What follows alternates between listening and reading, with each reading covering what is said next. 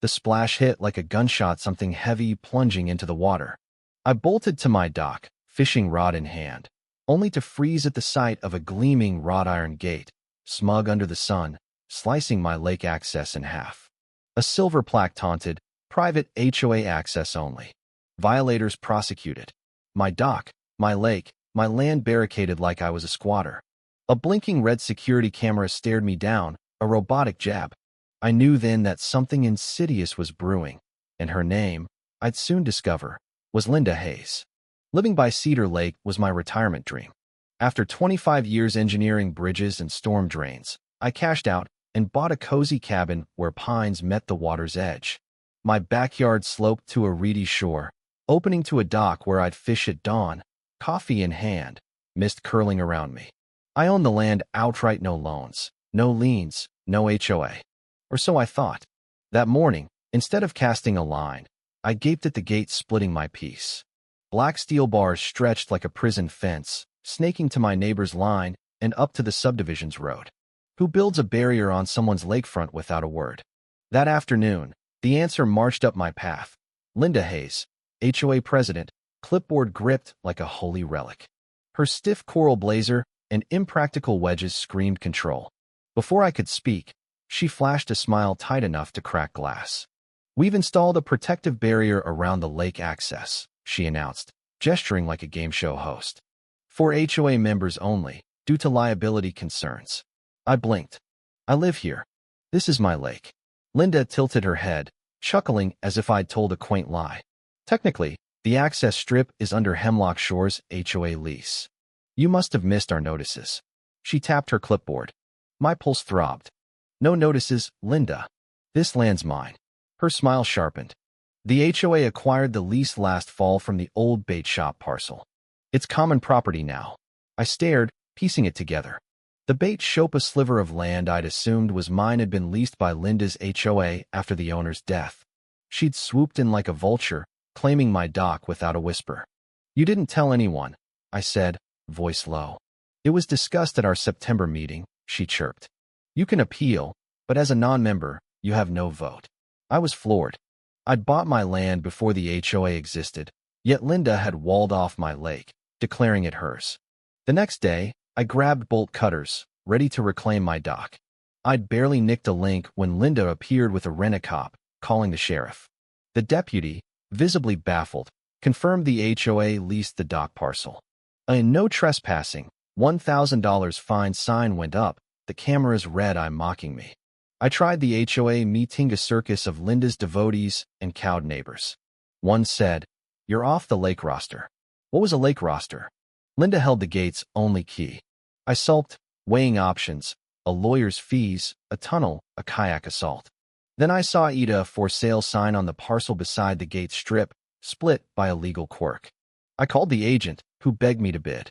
The seller, an elderly woman in Oregon, had forgotten the land existed. That night, staring at the gate's moonlit glow, I grinned. If Linda craved control, she'd get at me way. I bought the strip, including the gate posts, for less than a new canoe. Linda had leased half the parcel, assuming the gate's land was hers. It wasn't. I owned it now. I waited a week, letting Linda bask in her victory. The HOA's lake brunch loomed, set by my former dock, her exclusive retreat. I watched them set up chairs, a tent, a chocolate fountain. The morning of the event, I strolled to the gate with a lockpick kit, swapping her lock for a military-grade padlock. I added a sign, "Private property. Owner permission only." As HOA members arrived in sundresses and polos, Linda strutted up, key in hand. It didn't fit. She jiggled, twisted, banged the gate, face reddening. "A technical issue," she told the crowd, smile straining. I sipped lemonade, waiting. Her eyes met mine. I waved, tossing her a deed copy. She read it, jaw slack, stammering, "You can't buy community property." I leaned on the fence. "I bought my property where your gate stands." Her realization was slow, excruciating. The gate was mine, legally untouchable. Linda stormed off, phone glued to her ear, demanding an emergency meeting. There was no saving her. I filed a county notice. The fence was on private land. Tampering was trespassing. I sent copies to the HOA, sheriff, and Linda's lawyer. A motion-activated floodlight lit the gate at night, a silent warning. Linda retaliated with letters accusing me of community sabotage and citing fake HOA clauses.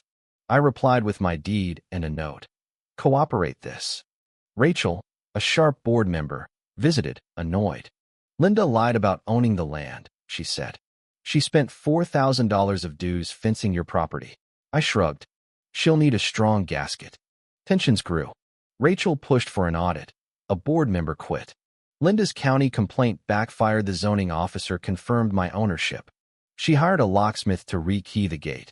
He checked my deed, took a cookie, and left. I set a fishing chair by the gate, reading with a cooler, waving at sheepish HOA folks. One left a six-pack, thanking me for resisting. It wasn't vengeance, it was principle. Linda's next move was aquatic. HOA boat skiffs, paddle boats docked at my shore. A couple, picnic basket in hand, said Linda's newsletter called it a community landing. I pointed to my sign. This is mine. Buoys appeared, marking an HOA swim area. The county removed them. Linda had no water rights. A teen, Ethan, slipped me HOA minutes. Linda planned lawsuits and a Greenway vote to seize my land. She was delusional. I called my friend Mike, a municipal planner. We found a gem. My strip qualified as a protected eco-habitat. I filed for reclassification, and my land became a restricted environmental corridor. No events, no fences, no HOA. Linda's emergency meeting flopped. Rachel read the county ordinance, and the vote died. One day, I caught Linda unscrewing gate hinges. Inspecting damage, she claimed. I pointed to my camera. It records audio. She fled, flustered. An audit revealed Linda's $90,000 in unapproved spending, including a spa retreat. She resigned, citing toxicity. Peace crept back. I opened the gate, adding a sign. Access by courtesy. Respect welcomes. Entitlement excludes. Kids fished, couples strolled. The HOA drafted a fair charter.